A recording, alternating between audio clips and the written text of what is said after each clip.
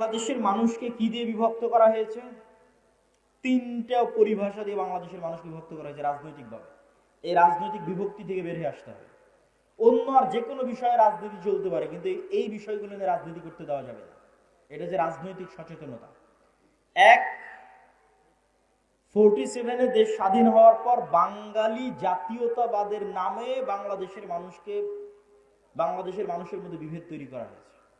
বলে যে আরে তুমি পরে মুসলিম, আগে বাঙালি। বাঙালি জাতীয়তাবাদকে মহান করা, বাঙালি জাতীয়তাবাদকে মহান করতে গিয়ে পহেলা বৈশাখের কালচার থেকে শুরু করে যত বাঙালি কালচার আছে সেই কালচারগুলোকে মহান করে যে না আমি বাঙালি। আর এই বাঙালি জাতীয়তাবাদকে ইসলামের বিরুদ্ধে দাঁড় করানো। কিন্তু তারা ভুলে যায় যে বাঙালি জাতীয়তাবাদের নামেই 1905 সালে হওয়া বঙ্গভঙ্গ 1911-তে ব্রিটিশ সরকারকে রদ করতে বাধ্য করে কলকাতার দাদাবাবুরা। আর 1911-তে বঙ্গভঙ্গ রদ হয়ে যাওয়ার কারণে 1947 পর্যন্ত এই পূর্ববঙ্গে না কোনো কলকারখানা, না কোনো ব্যবসায়িক প্রতিষ্ঠান, না কোনো স্কুল কলেজ, না কোনো বিশ্ববিদ্যালয় কিছুই প্রতিষ্ঠিত হয়নি। মানে আপনাদের টাকায়, আপনাদের বাপদাদাদের টাকায় যা কিছু গড়ে উঠেছে সব কলকাতাতে গড়ে উঠেছে। তাহলে পূর্ববঙ্গের মুসলমানেরা যে বৈষম্যের শিকার হলো, সেটা তো তোমার বাঙালি জাতীয়তাবাদের নামেই সেই বৈষম্যের শিকার হলো। আবার সেই বাঙালি জাতীয়তাবাদকে উজ্জীবিত করে বাংলাদেশের মুসলমানদের মধ্যে বিভেদ তৈরি করা, এটা হচ্ছে আমাদের পার্শ্ববর্তী দেশ থেকে পরিচালিত বাংলাদেশের মধ্যে পার্থক্য তৈরি করার রাজনৈতিক বয়ান। আর একটা পার্থক্য তৈরি করার রাজনৈতিক বয়ান কি? 1971-এর পরে যে অমুক মুক্তিযোদ্ধা, অমুক রাজাকার, এটা হচ্ছে দেশকে ভাগ করে দেওয়া, দেশের জনগণকে ভাগ করে দেওয়া। পৃথিবীর কোন উন্নত দেশে আপনি এইভাবে দেশের নাগরিকদের মধ্যে বিভেদ তৈরি করা দেখতে পাবেন না। স্বয়ং আমাদের নবী মুহাম্মদ সাল্লাল্লাহু আলাইহি ওয়াসাল্লাম মক্কা বিজয়ের পরেও এরকম বিভেদ তৈরি হতে দেননি। একটা ছোট্ট ঘটনা বলি। মক্কা বিজয়ের পর একটা যুদ্ধ হয়েছিল, হুনাইনের যুদ্ধ। হুনাইনের যুদ্ধের সব গনিমতের মাল আল্লাহর নবী মক্কার নবমুসলিমদের মধ্যে বন্টন করে দিয়েছেন।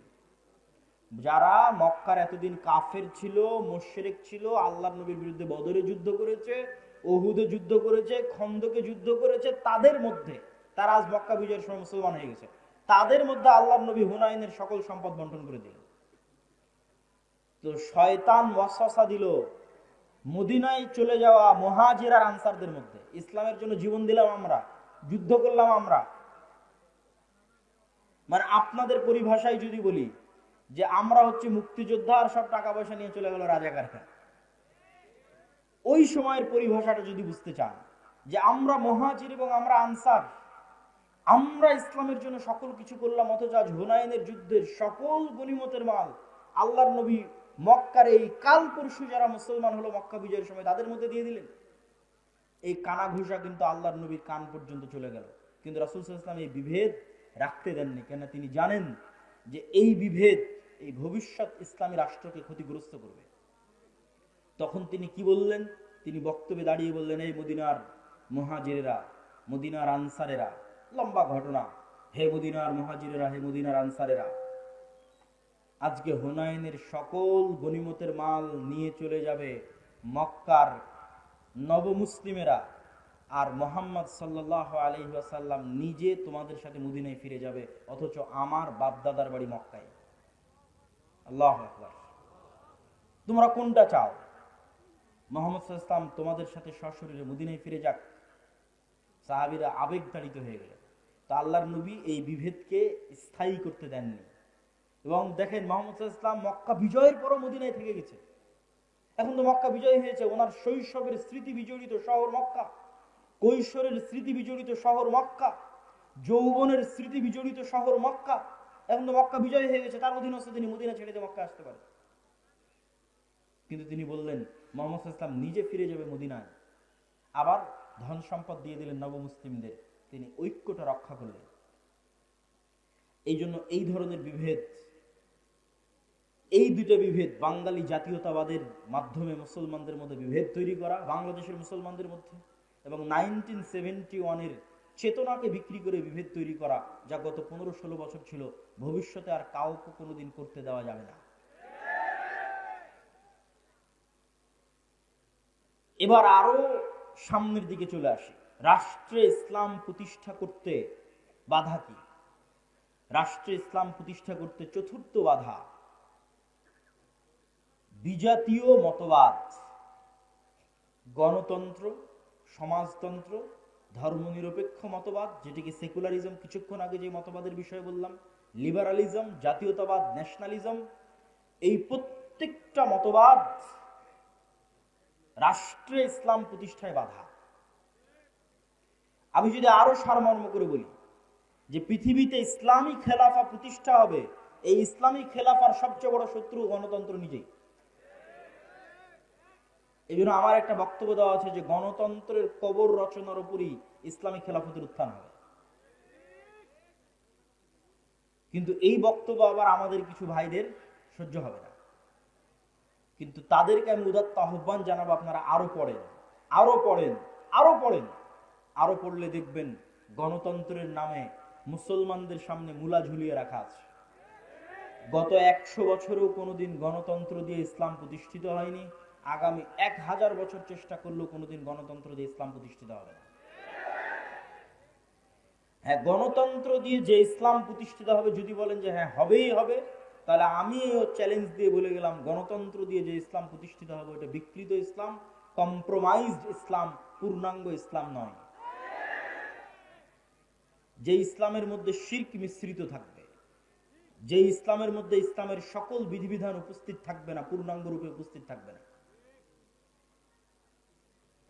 তাহলে আপনি যেহেতু বলতেছেন এগুলোর মাধ্যমে প্রতিষ্ঠিত হবে না, তো হবে কিসের মাধ্যমে? যেটির মাধ্যমে প্রতিষ্ঠিত হবে, আজকে আপনাদের সামনে 2টি বা 3টি উপায় বলবো, যা প্রায় এই পরের পয়েন্টগুলো প্রায় সব বক্তব্যে আমার বলা আছে এবং আপনাদেরও শোনা উচিত। এক, ইসলামী খেলাফা বা ইসলামী রাষ্ট্র বলতে কি বুঝায় এটা পরিষ্কার থাকতে হবে। ইসলামী খেলাফা বা ইসলামী রাষ্ট্র মানে আজকে এখানে আপনাদের সবাইকে জোরপূর্বক আমি সালাত আদায় করিয়ে দিলাম, জোরপূর্বক আপনাদের মহিলাদের মা বোনদের পর্দা করিয়ে দিলাম, বিষয়টি এমন নয়। ইসলামিক খেলাফা এই জিনিসগুলো থাকবে, কিন্তু ইসলামিক খেলাফা মানে 1 নম্বরে আপনাদের মধ্যে ন্যায় বিচার প্রতিষ্ঠিত হবে। ঈসা আলাইহিস সালাতু ওয়াস সালামের কথা আল্লাহর নবী বলেছেন, তিনি পৃথিবীতে হাকামান মুকসিতা, ন্যায় বিচারক, শাসক হবেন। আর আল্লাহ হচ্ছেন সবচেয়ে বড় ন্যায় বিচারক। এই জন্য সাবআতু ইউদিল্লুহুমুল্লাহ ইয়াউমা লা দিল্লা ইল্লা দিল্লুহ, 7 শ্রেণীর মানুষকে বিশেষ ছায়ায় আশ্রয় দেওয়া হবে। তার 1 নম্বরে ইমামুন আদিল, ন্যায় পরায়ণ, ন্যায় বিচারক। তাকে 1 নম্বরে আসন দেওয়া হয়েছে, ন্যায় পরায়ণ, ন্যায় বিচারককে। আমাদের মুসলমানদের কাছে এতক্ষণ পর্যন্ত এই আলোচনা আপনাদের কাছে হয়তো মনে হবে আমি কি বলতে চাচ্ছি। আমি যেটি বলতে চাচ্ছি যে রাষ্ট্রে ইসলাম মানে ন্যায় বিচার প্রতিষ্ঠা করা। তো আপনি আমি যদি রাষ্ট্রে ইসলাম প্রতিষ্ঠা করতে চাই, আমাদেরকে সবার আগে ন্যায় পরায়ণ হতে হবে। আমি আপনি ন্যায় পরায়ণ হব না, সত্যবাদী হব না, আর বলবো রাষ্ট্রে ইসলাম প্রতিষ্ঠা করব, এটা কোনোদিন সম্ভব নয়। তো আপনি কি বলতে চাচ্ছেন আমরা মুসলমানেরা ন্যায় পরায়ণ নই, সত্যবাদী নই? জি, আমি এটাই বলতে চাচ্ছি আমরা মুসলমানেরা নামাজি, আমরা মুসলমানেরা হাজি, আমরা মুসলমানেরা দানবীর। বাহ্যিক ইসলামের যত বিধিবিধান আছে প্রত্যেকটা বিধিবিধান মানতে আমরা 1 নম্বরে আছি। যেমন আজকের জালসা সম্মেলনে এসেছেন কোরআন এবং দ্বীনের কথা শুনতে, এটা অনেক বড় একটা গুণ। অবশ্যই আপনি নেকি পাওয়ার নিয়েতে এসেছেন, কিন্তু দেখবেন এই জালসার প্যান্ডেল থেকে মোবাইল চুরি হয়ে গেছে, দেখবেন মসজিদ থেকে স্যান্ডেল চুরি হয়ে গেছে। তাহলে জাতিগতভাবে আমার এবং আপনার মধ্যে কোনটার অভাব? জাতিগতভাবে আমার এবং আপনার মধ্যে নামাজের অভাব নাই, দানের অভাব নাই, হাজি উমরাকারী ব্যক্তির অভাব নাই, কিন্তু সত্যবাদী হবে, ন্যায় পরায়ণ হবে, এরকম মেরুদণ্ডওয়ালা একটা প্রজন্ম আমাদের মধ্যে নাই। আপনি আমাকে যদি এখন রাষ্ট্রপ্রধান করে দেন, আমিও বাংলাদেশ চালাতে পারবো না, কেন বাংলাদেশের প্রত্যেকটা সেক্টরে দুর্নীতি আছে। ওই সমস্ত দুর্নীতিবাজ সচিবেরা, মন্ত্রীরা, ওসিরা, ডিসিরা 1 সেকেন্ড আপনাকে রাষ্ট্র চালাতে দেবেন, আপনাকে উৎখাত করে ফেলে দেবে। তাহলে আপনি এইরকম দুর্নীতিগ্রস্ত একটা কাঠামোর মধ্যে বলবেন আমি ইসলাম প্রতিষ্ঠা করব? আপনাকে একদল সৎ ন্যায়পরায়ণ প্রজন্ম আগে নিয়ে আসতে হবে। যে সৎ ন্যায়পরায়ণ প্রজন্ম টাকার কাছে বিক্রি হবে না, চাপের কাছে বিক্রি হবে না, তার দায়িত্বের আমানত রক্ষা করবে মৃত্যু হয়ে গেলে। এটা হচ্ছে সৎ এবং ন্যায়পরায়ণ। এতক্ষণ হয়তো রাষ্ট্রীয় পর্যায়ে বললাম, এই জন্য আপনারা খুব ঠিক ঠিক বললেন। আমাদের ব্যক্তিগত জীবনে যদি আসি তাহলে কি হবে দেখেন। আপনারা যারা আজ পুরো গাবতলীতে জরিপ করেন, পুরো বগুড়া জেলায় জরিপ করেন, পুরো গাইবান্ধাতে জরিপ করেন যে কতজন পিতার মৃত্যুর পর তার সন্তান পিতার সম্পত্তিতে বোনকে ন্যায়ের সাথে ভাগ দিয়েছে, জরিপ করেন। আপনারা যারা সামনে উপস্থিত আছেন তারা প্রশ্ন করেন, আপনার আশেপাশে তাকান, পাড়া প্রতিবেশীর দিকে তাকান, কল্পনা করেন কতজন তার পিতার মৃত্যুর পর পিতার সম্পত্তিতে বোনকে ন্যায়ের সাথে ভাগ দিয়েছে। একদল তো আছে ভাগই দেয়নি, কেউ যদি দিয়ে থাকে তাহলে বগুড়ার জলেশ্বরী তলার জমিটা নিজে নিয়েছে, আর বগুড়ার যেটা সারিয়াকান্দির নদীতে ভেঙে আছে ওটা বোনকে দিয়েছে।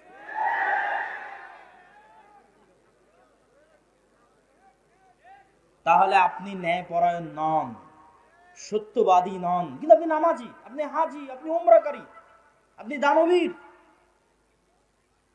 তাহলে আপনাকে দিয়ে কখনোই আল্লাহ সুবহানাহু ওয়া তাআলা রাষ্ট্রে ইসলাম প্রতিষ্ঠা করবেন না। কেননা আপনি রাষ্ট্রে ইসলাম প্রতিষ্ঠার যোগ্য নন। রাষ্ট্রে ইসলাম প্রতিষ্ঠা করার 1 নাম্বার শর্তই হচ্ছে আপনাকে ন্যায়পরায়ণ হতে হবে। ন্যায়পরায়ণ না হলে আপনি রাষ্ট্রে ইসলাম প্রতিষ্ঠার যোগ্য নন। কেন? আপনি রাষ্ট্র নেতা হওয়ার যোগ্য নন, দলের নেতা, দেশের নেতা, সমাজের নেতা, কোনো কিছুর নেতা হওয়ার যোগ্য নন। আপনি কিসের যোগ্য? গোলাম হওয়ার যোগ্য। গোলামেরা মিথ্যা বলে, গোলামেরা অন্যায়পরায়ণ হয়।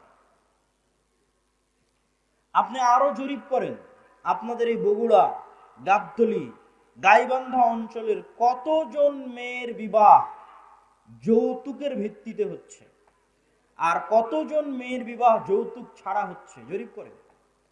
তাহলে যতগুলো মেয়ের বিবাহ যৌতুকের ভিত্তিতে হচ্ছে, আপনি কি বলেন এটা ন্যায় হচ্ছে না অন্যায় হচ্ছে?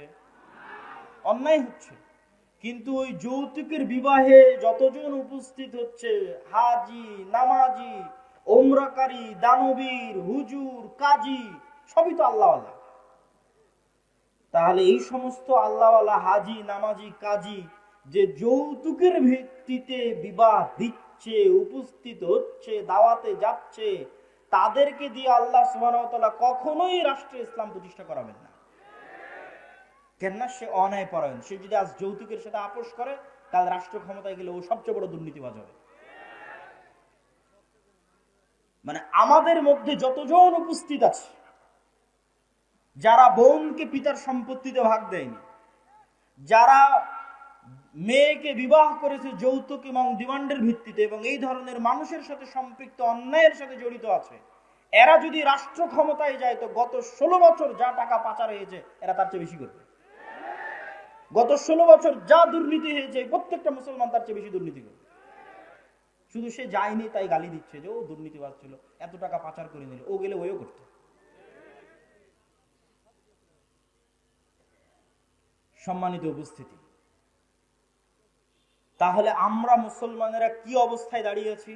আমরা মুসলমানেরা রাসূলুল্লাহ সাল্লাল্লাহু আলাইহি ওয়াসাল্লামের ওই হাদিসের উপর দাঁড়িয়ে আছি যে হাদিসে রাসূল সাল্লাল্লাহু আলাইহি ওয়াসাল্লাম বলেছেন, সালাসাতুন মান কুন্না ফিহি ওয়া আরবাউন মান কুন্না ফিহি, 3টা বৈশিষ্ট্য বা 4টা বৈশিষ্ট্য যার মধ্যে থাকবে সে মুনাফিকান খালিসা, সে স্পষ্ট মুনাফিক। ইযা হাদ্দাসা কাযাবা, যখন কথা বলে মিথ্যা বলে, ওয়া ইযা ওয়া'আদা আখলাফা, যখন ওয়াদা করে ভঙ্গ করে, ওয়া ইযা তুমিনা খানা, যখন আমানত রাখা হয় তখন সে আমানতের খেয়ানত করে। তো কথা বললে মিথ্যা বলে, ওয়াদা দিলে ভঙ্গ করে, আমানতের খেয়ানত করে, মানে দায়িত্ব দেওয়া হয়েছে দায়িত্বের খেয়ানত করেছে। বাবা মারা গেছে, সম্পত্তি বন্টন করতে হবে, এই কাজটা আপনার কাছে আমানত। আপনি প্রতিষ্ঠানের প্রিন্সিপাল, প্রতিষ্ঠান আপনার কাছে আমানত। আপনি থানার ওসি, থানা আপনার কাছে আমানত। প্রত্যেক দায়িত্বশীলের কাছে তার দায়িত্ব আমানত। তাহলে ওই দায়িত্ব সে পূর্ণাঙ্গ রূপে বাস্তবায়ন না করে কম্প্রোমাইজ করেছে, মানে তারা সব কি হয়ে গেছে বলেন তো? বলেন না কেন, কি হয়ে গেছে? মুনাফিক হয়ে গেছে।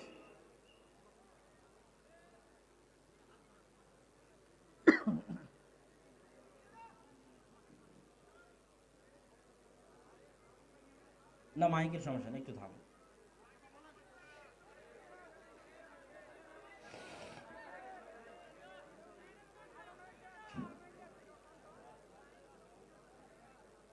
ইযা হাদ্দাসা কাযাবা, যখন কথা বলে মিথ্যা বলে, ওয়াদা করে ভঙ্গ করে, আমানত রাখা হলে আমানতের খেয়ানত করে।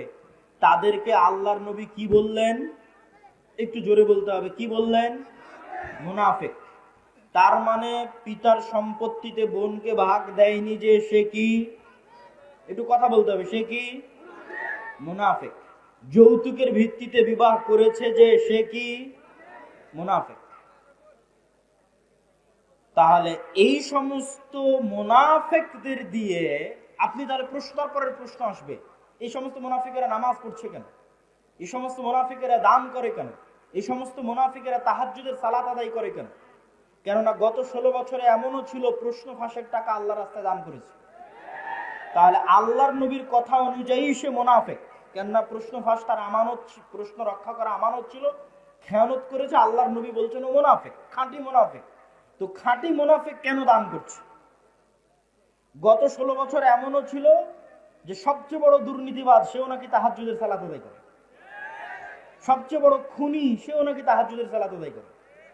তাহলে সে যদি খুনি হয়, দুর্নীতিবাজ হয়, মিথ্যুক হয়, তাহলে সে তো মুনাফিক। শত OC, DC, SP, AC land, sub registrar সারা দিন ঘুষের লেনদেন করতেছে, 24 ঘন্টা ঘুষের লেনদেন করতেছে, তারা তার দায়িত্বে খেয়ানত করতেছে। তো দায়িত্বে খেয়ানত করার কারণে আল্লাহর নবীর ভাষা অনুযায়ী সে কি? মুনাফিক। কিন্তু এরা সবাই তো হজ করে এসেছে, উমরা করে এসেছে, নামাজ পড়েছে, মসজিদ মাদ্রাসার সভাপতি, প্রধান অতিথি, বিশেষ অতিথি, কি না সবকিছুতে আছে। তাহলে কেন দ্বীনি কার্যক্রমে? মূলত তারা তাদের মুনাফিকি ঢাকতে আল্লাহর রাস্তায় দান করে, মুনাফিকি ঢাকতে হজ উমরা করে, মুনাফিকি ঢাকতে মসজিদে নামাজ পড়ে, কিন্তু আসলে মুনাফিক। কিন্তু মুনাফিকিটা যেন মানুষের সামনে ধরা না পড়ে, ওই মুনাফিকির উপর পর্দা দেওয়ার জন্য মুখে দাড়ি আছে, মাথায় টুপি আছে, নামাজের কড়া আছে, কিন্তু বাস্তবে মুনাফিক। তাহলে কোন মুসলমান স্বাধীন, কোন মুসলমান রাষ্ট্রের দায়িত্ব পাবে, কোন মুসলমান দেশ জাতিকে নেতৃত্ব দিবে? যেই মুসলমান এমত অবস্থায় সালাত আদায় করে যে, এমত অবস্থায় সালাত আদায় করছে যে ওই অবস্থায় সে মিথ্যুকও নয়, দুর্নীতিবাজও নয়, সত্যবাদী, শতভাগ সত্যবাদী, শতভাগ ন্যায়পরায়ণ, এমত অবস্থায় সে সালাত আদায় করছে, ওই সালাতের যে ক্ষমতা, ওই সিয়ামের যে পাওয়ার, ওই হজ, ওই ওমরা, ওই দানের যে পাওয়ার, ওই পাওয়ারও রাষ্ট্র ক্ষমতায় চলে যাবে। ওই পাওয়ার দিয়ে আল্লাহ পৃথিবীতে সব নবী রাসূল পাঠিয়েছেন। পৃথিবীতে আসা প্রত্যেক নবী রাসূল জন্মগত সত্যবাদী, জন্মগত আমানতদার, জন্মগত ন্যায়পরায়ণ। আমাদের নবী মুহাম্মদ সাল্লাল্লাহু আলাইহি ওয়াসাল্লামের ক্ষেত্রেও জন্মগত তিনি সত্যবাদী, জন্মগত আমানতদার, জন্মগত ন্যায়পরায়ণ। আবু বকর, ওমর, উসমান, আলী, এমনকি যে আবু সুফিয়ান রাদিয়াল্লাহু তাআলা আনহুর নাম আমরা শুনি, দীর্ঘদিন যাবৎ মক্কার কাফের কুরাইশ মুশরিকদের নেতৃত্ব দিয়েছেন, তিনিও বাদশাহ হিরাক্লিয়াসের দরবারে দাঁড়িয়ে মিথ্যা বলেননি। তখন কাফের ছিলেন, মিথ্যা বলেননি। কেননা মিথ্যা তাদের অস্তিত্বের মধ্যে ছিল না। আর আমাদের অস্তিত্বের মধ্যে মুসলমানদের অস্তিত্ব চেক করবেন, ইউরোপ আমেরিকায় যত মুসলমান গেছে তাদের অনেকেই, অধিকাংশই, সবাই নয়, যে দেখেন কোথাও না কোথাও মিথ্যা বলেছে। মিথ্যা বলে সরকারের কাছে অতিরিক্ত ফায়দা নিচ্ছে, মুসলমান কাফেরের কাছে অতিরিক্ত উপকার নিচ্ছে, মুসলমান ইহুদি খ্রিস্টানদের কাছে অতিরিক্ত অর্থনৈতিক লাভ নিচ্ছে মিথ্যা বলে। দ্বিতীয় যে কাজটি আমাদের করতে হবে সেটা হচ্ছে সোশ্যাল জাস্টিস। সোশ্যাল জাস্টিস মানে এতক্ষণ যা বললাম তার আলোকেই সোশ্যাল জাস্টিস নির্ধারিত হবে, সামাজিক ন্যায় বিচার। গত 16 বছর যে পাওয়ার প্র্যাকটিস হয়েছে সারা বাংলাদেশে, এই পাওয়ার প্র্যাকটিস এখন নাই, শূন্যের কোঠায়। ওই ফাঁকা জায়গায় মসজিদ মাদ্রাসাগুলোর ক্ষমতা ছিল যে তারা ন্যায় বিচার প্রতিষ্ঠা করবে, কিন্তু দুঃখজনক হলেও সত্য, দেশে প্রতিষ্ঠিত ইসলামী দল বলেন, ইসলামী সংগঠন বলেন, মসজিদ বলেন, মাদ্রাসা বলেন, তারা আল আমরু বিল মারুফ ওয়ান নাহি আনিল মুনকার এবং সামাজিক ন্যায় বিচার প্রতিষ্ঠায় দুর্বল।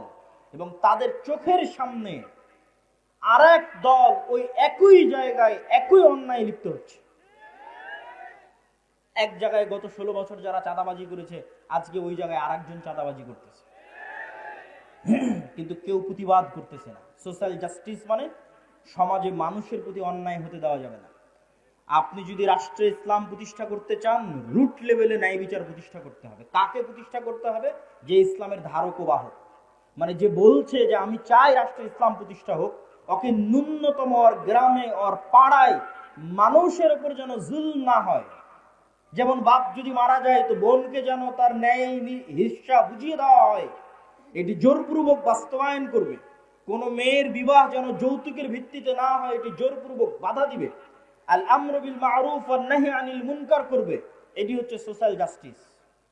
কোন এক গ্রাম, কোন এক এলাকা, কোন এক পাড়া, কোন এক মাদ্রাসা, কোন এক শিক্ষা প্রতিষ্ঠান, কোন এক ইসলামী দল, ইসলামী সংগঠনে যদি ন্যায় প্রতিষ্ঠা হয়ে যায়, ওর হাত দিয়ে রাষ্ট্রে ইসলাম প্রতিষ্ঠা হবে। তার মানে কি ইসলামী দল, ইসলামী সংগঠন, মসজিদ মাদ্রাসায় ন্যায় নাই? নাই। এই যে মাদ্রাসায় মাদ্রাসায় মতবিরোধ, দলে দলে মতবিরোধ, এর থেকে ও বের হয়েছে, ওর থেকে ও বের হয়েছে, এগুলো একটাও মাসলা মাসাইলের কারণে নয়, এগুলো একটা আবেগের কারণে। প্রত্যেকটা জায়গায় ন্যায়ের অভাব আছে।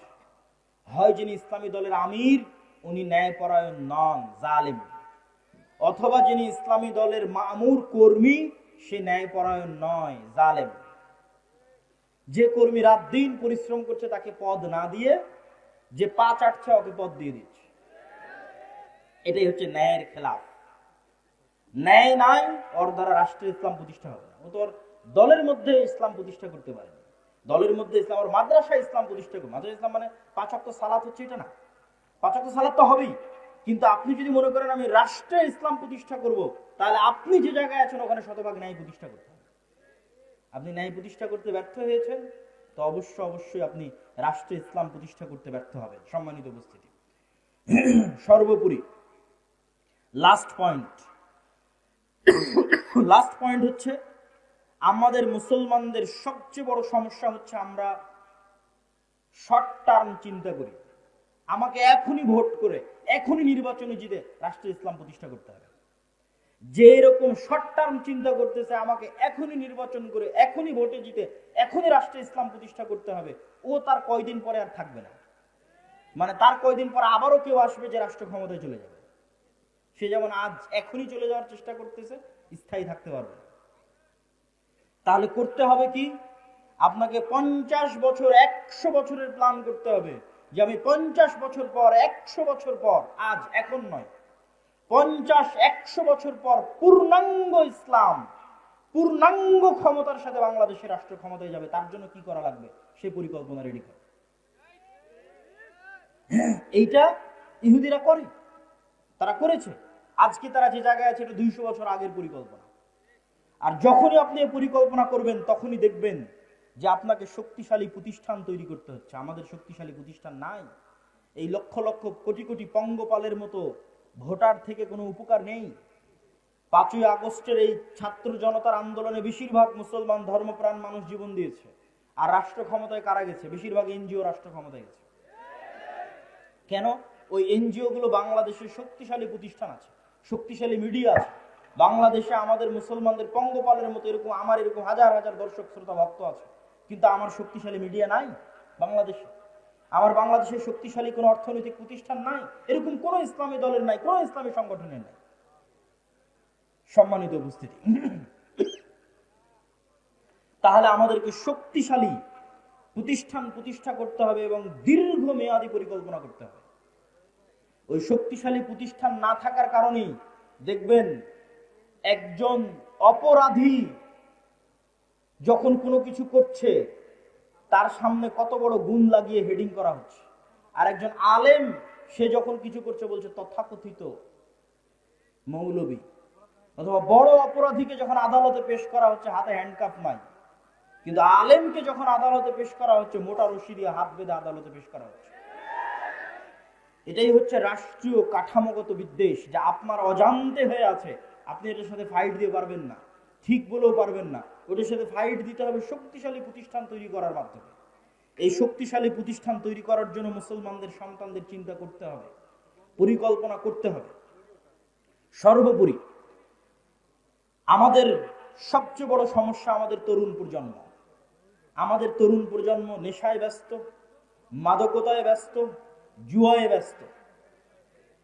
আর আপনি অন্যদের তরুণ প্রজন্মকে দেখেন তারা কি করছে, তারা প্রোডাক্টিভ, তারা জ্ঞান অর্জন করছে, জ্ঞান বিতরণ করছে, জ্ঞান শিখছে।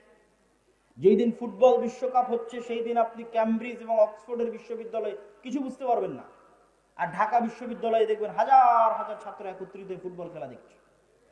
এটাই হচ্ছে আমাদের এবং তাদের মধ্যে পার্থক্য। কেন তারা পৃথিবী শাসন করছে আর আমরা কেন পৃথিবীর গোলাম হয়ে আছি? আমাদের এই প্রোডাক্টিভিটি না থাকা আমাদের সবচেয়ে বড় ব্যর্থতা। সম্মানিত উপস্থিতি,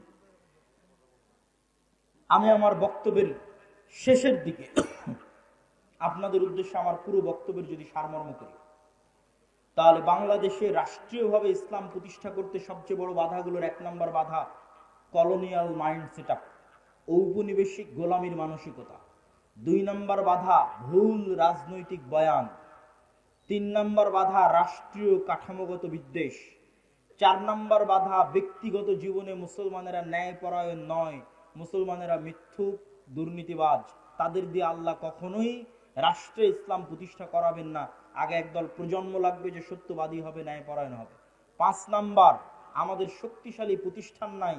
হাজার হাজার লক্ষ লক্ষ মানুষ আছে, কিন্তু লক্ষ লক্ষ মানুষের শক্তিশালী প্রতিষ্ঠান নাই। শক্তিশালী প্রতিষ্ঠান লাগবে। 6 নাম্বার, সমাজে সোশ্যাল জাস্টিস, ন্যায় বিচার, নিজ নিজ জায়গা থেকে ন্যায় বিচার প্রতিষ্ঠা করতে হবে, নিজ পরিবারে, নিজ সমাজে, নিজ গ্রামে। তাহলে আল্লাহ একদিন দয়াবান হয়ে আমাকে এবং আপনাকে সেই জায়গায় পৌঁছে দিবেন যেই জায়গায় যাওয়ার আমরা যোগ্য। আমাদের বাপদাদারা যেই জায়গায় ছিল, আমাদের পিতৃপুরুষরা যেই জায়গায় ছিল। ইসলামী খেলাফা কাল্পনিক কোনো থিওরি নয়। পৃথিবীতে সবচেয়ে বেশি শান্তি স্থাপনকারী, সবচেয়ে সাকসেসফুল, সবচেয়ে শক্তিশালী অর্থনৈতিক, রাজনৈতিক, রাষ্ট্রীয় কল্যাণমূলক সিস্টেম হচ্ছে ইসলামী খেলাফা। অতএব এটা বাস্তব পরীক্ষিত, সুতরাং সেটিকে নিয়ে আসতে চাইলে। আর 7 নাম্বার, যে সমস্ত তন্ত্রে মন্ত্রের মাধ্যমে আমরা চাচ্ছি যে আমরা যাব, এই তন্ত্র মন্ত্রগুলো, এই মতবাদগুলো জন্মই দেওয়া হয়েছে যেন ইসলাম কখনো রাষ্ট্র ক্ষমতায় যেতে না পারে। অতএব আপনাকে আগে এই সমস্ত তন্ত্র মন্ত্রকে অস্বীকার করতে হবে, এই সমস্ত তন্ত্র মন্ত্রের কাফের হয়ে যেতে হবে। এগুলো সব ইসলাম বিরোধী। তারপরে এইভাবে যেভাবে নবীরা শুরু করেছে সেভাবে শুরু করতে হবে। নবীরা কিভাবে শুরু করেছে? মুসা আলাইহিস সালাতু ওয়াস সালামকে আল্লাহ চাইলে বলতে পারতেন তোমাকে মুজিজার লাঠি দিলাম, গিয়ে ফেরাউনকে হত্যা করো। এই লাঠি দিয়ে, লাঠির জাদু দিয়ে ফেরাউন মারা যাবে, মুসা আলাইহিস সালাম রাষ্ট্র ক্ষমতা দখল করে নিবে। তা না করে আল্লাহ মুসা আলাইহিস সালামকে বললেন দাওয়াত দাও, তাও ভদ্র নম্র ভাষায় দাওয়াত দাও। এই দাওয়াত দিতে গিয়ে কি না বিপদে তিনি পড়লেন। কতদিন যাবত এই দাওয়াত দিতে গিয়ে জুলুম সহ্য করলেন, অত্যাচার থেকে বাঁচাতে পারেন। সে আল্লাহ চাইলে নমরুদকে তখনই আগুনে পুড়িয়ে দিতে পারেন না? দেননি। সেই নমরুদ কর্তৃক ইব্রাহিম আলাইহিস সালাম মাজলুম হলেন, জুলুম সহ্য করলেন, দাওয়াত দিলেন।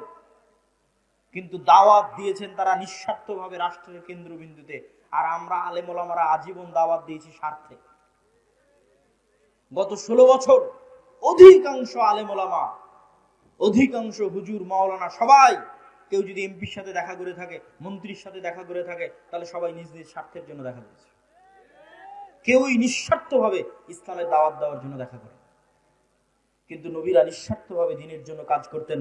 আল্লাহ সুবহানাহু ওয়া তাআলা আমাদেরকে উপস্থিত মজলিসে উপস্থিত সকলকে সত্যবাদী, ন্যায়পরায়ণ, নিজ নিজ সন্তানকে সত্যবাদী, মাথা উঁচু করে দাঁড়ানো যেন শিখাই। কেন আল্লাহর নবী লোন নিতে নিষেধ করেছেন? সুদ ভিত্তিক না, স্বাভাবিক কর্জ নিতে কেন নিষেধ করেছেন? আজ স্বাভাবিক কর্জ নিলে কাল মিথ্যা বলবেন, কাল যখন টাকা চাইতে আসে মিথ্যা বলবেন, আপনার ছেলেকে মিথ্যা শিখাবেন, বউকে মিথ্যা শিখাবেন। মিথ্যার উপর তৈরি হওয়া একটা সন্তান নেতা হবে না, গোলাম হবে। নেতা তৈরি করতে চাইলে মিথ্যা স্টপ, কোনো মিথ্যা চলবে না। সত্য বলো, সত্যের নাম সাহসিকতা। ন্যায় পরায়ণ থাকো, যার যা হক তাকে তার হক বুঝিয়ে দাও। এটি ইসলাম, এটি প্রকৃত ইসলাম। সম্মানিত উপস্থিতি, বক্তব্যের শেষে বলতে চাই, আগামী বছর আমি আদ-দাওয়া ইলাল্লাহর দায়িত্বশীলদের প্রতি উদাত্ত আহ্বান জানাবো। এই যে বিশাল জনসমুদ্র, এরকম প্রোগ্রাম আগামী বছর আসলে এই ধরনের ইউনিয়নে না করে গাবতলী কলেজ মাঠে করা উচিত। কি বলেন আপনারা? আমি উদাত্ত আহ্বান জানাবো দায়িত্বশীলদের যে প্রোগ্রামটা আপনারা আগামী বছর গাবতলী কলেজ মাঠে করার চেষ্টা করবেন ইনশাআল্লাহ। আল্লাহ সুবহানাহু ওয়া তাআলা তৌফিক দান করুক। আদ-দাওয়া ইলাল্লাহ দেশব্যাপী মসজিদ ভিত্তিক মক্তব শিক্ষা নিয়ে কাজ করে। আচ্ছা, আপনাদের মধ্যে স্বেচ্ছাসেবক ভাইয়েরা যাবে, এখনই যাবে, আমি এখনই যাওয়ার জন্য বলবো যে আপনারা তাদেরকে অবশ্যই সাধ্য অনুযায়ী আপনাদের সহযোগিতাটা পৌঁছে দেওয়ার চেষ্টা করবেন। আমি একটু 2 মিনিট আপনাদের সামনে একটু বিবরণ দিই। আর দাওয়া ইলাল্লাহ দেশব্যাপী মসজিদ ভিত্তিক দিন শিক্ষা নিয়ে কাজ করে, বক্তব্য নিয়ে কাজ করে। এখন পর্যন্ত 500-র অধিক মসজিদের ইমাম জামিয়া সালাফিয়া ডাঙ্গি পাড়ায় আমাদের খরচে, মানে দাওয়া ইলাল্লাহর খরচে, জামিয়া সালাফিয়ার খরচে গেছে, জামিয়া সালাফিয়ার খরচে এসেছে, জামিয়া সালাফিয়ার খরচে থেকেছে, খেয়েছে এবং প্রশিক্ষণ নিয়েছে। বলেন আল্লাহু আকবার। সম্পূর্ণ ফ্রি, বিনামূল্যে, এমনকি যাতায়াত পাথেও খরচ সহ 500-র অধিক মসজিদের শিক্ষক, মক্তবের ইমামেরা তারা প্রশিক্ষণ নিয়েছে এবং তাদের মধ্যে জাতীয় মক্তব প্রতিযোগিতা হয়েছে। সেখানে যারা বিজয়ী তারা উমরায় যাওয়ার জন্য প্রস্তুতি নিচ্ছে। বলেন আল্লাহু আকবার। এই কাজে আপনারা যুক্ত হন। গাবতলীর প্রত্যেক মসজিদকে উদাত্ত আহ্বান জানান, যাও জামিয়া সালাফিয়া ডাঙ্গিপাড়ার দাওয়া ইলাল্লাহর মক্তব প্রশিক্ষণ নিয়ে আসো, নিয়ে এসে তাদের সিলেবাস অনুযায়ী আমাদের গ্রামে মক্তব পড়াও। দেখবেন পরের দিন থেকেই আপনার শিক্ষার মান বেড়ে গেছে, বাচ্চারা দ্রুত কোরআন শিখতে পারছে, দ্বীনের মৌলিক জ্ঞান শিখতে পারছে। আপনাদের স্বেচ্ছাসেবকদের যেতে বলেন, যারা সহযোগিতা নিতে চাই এবং আপনারা যারা সহযোগিতা করতে চান, স্বেচ্ছাসেবকদের উদাত্ত আহ্বান জানাবো, আপনারা ভিতরে চলে যান, আমাদের সময় অতি স্বল্প। দ্বিতীয়ত, আল জামিয়া সালাফিয়া আরেকটি নতুন উদ্যোগ নিয়েছে, সেটি হচ্ছে জামিয়া সালাফিয়াতে যে মানসম্মত শিক্ষা ব্যবস্থা আছে।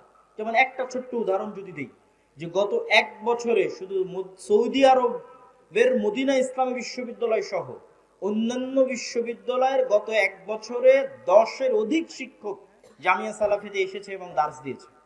10-এর অধিক, যা বাংলাদেশের ইতিহাসে রেকর্ড। তো এইরকম একটি উন্নত শিক্ষা প্রতিষ্ঠান, যেখানে পার্শ্ববর্তী দেশগুলোর শিক্ষকেরা তো আছেই, সেই উন্নত শিক্ষা প্রতিষ্ঠানের শিক্ষার মান অন্যান্য প্রতিষ্ঠানগুলোতে পৌঁছে যাক, এই জন্য আমরা একটা মুআদালা বা অধিভুক্তিকরণ সিস্টেম চালু করেছি। যে কোনো প্রতিষ্ঠান চাইলে আমাদের সাথে যোগাযোগ করে জামিয়া সালাফিয়ার সিলেবাস অনুযায়ী তাদের সিলেবাস পরিচালনা করে আমরা ওই প্রশিক্ষণটাও ফি সাবিলিল্লাহ তাদেরকে, তাদের শিক্ষককে প্রশিক্ষণ দিয়ে তাদের শিক্ষার মান বাড়িয়ে নিতে চাই। সম্মানিত উপস্থিতি, আগামী 30 ও 31 জানুয়ারি সালাফি কনফারেন্স দিনাজপুর, রংপুর বিভাগের মধ্যে সবচেয়ে বড় শিক্ষা প্রতিষ্ঠান, 4 তলা কমপ্লিট মসজিদের কাজ চলতেছে, প্রায় 20 বিঘা জমির উপর। দেশ ও বিদেশের মেহমানগণ উপস্থিত থাকবেন। আর আগামী 13-14 ফেব্রুয়ারি আল জামিয়া সালাফিয়া রূপগঞ্জ, প্রায় 50 বিঘা জমির উপর যে প্রতিষ্ঠান, সেখানে পাকিস্তান, ভারত, সৌদি আরব এবং বাংলাদেশ 4 দেশের শীর্ষস্থানীয় আলেমগণ উপস্থিত থাকবেন। সালাফি কনফারেন্স, এই সালাফি কনফারেন্সগুলোতে আপনাদের উপস্থিত হওয়ার উদাত্ত আহ্বান জানাচ্ছি। পাশাপাশি মাসিক আল ইতিসাম, মাসিক আল ইতিসামের সম্পাদকীয়গুলো পড়ে দেখবেন। যেমন এই মাসের সম্পাদকীয়তে আছে মুসলিম উম্মার দামেস্ক বিজয়, জেরুজালেম বিজয়ের দ্বার প্রান্তে মুসলিম উম্মা। এই যে গুরুত্বপূর্ণ লেখনীগুলো, এবং আজকে আপনাদের শ্রদ্ধেয় শেখ আব্দুর রাজ্জাক বিন ইউসুফ, তিনি এখানে আসার আগে মাগরিব পর্যন্ত ফতোয়া বোর্ডে ছিলেন। জামিয়া সালাফের সিনিয়র সব মুহাদ্দিসেরা, জামিয়া সালাফা বানারস, ভারতের সিনিয়র মুহাদ্দিসেরা, তারা সহ আমাদের ফতোয়া বোর্ড পরিচালিত হয়। তো মাসিক আল ইতিসামের ফতোয়াগুলো এরকম জ্ঞানী গুণী উচ্চ শিক্ষিত আলেমদের ফতোয়া বোর্ডের মাধ্যমে পাশ হয়ে আসে। এই মাসিক আল ইতিসাম আপনারা নিয়মিত আপনাদের গাবতলিতে আসে, আমি জানি আপনারা যোগাযোগের ভিত্তিতে নিবেন এবং মানুষের মধ্যে ফ্রি বিতরণের মাধ্যমে দাওয়াতি কাজে অংশগ্রহণ করবেন।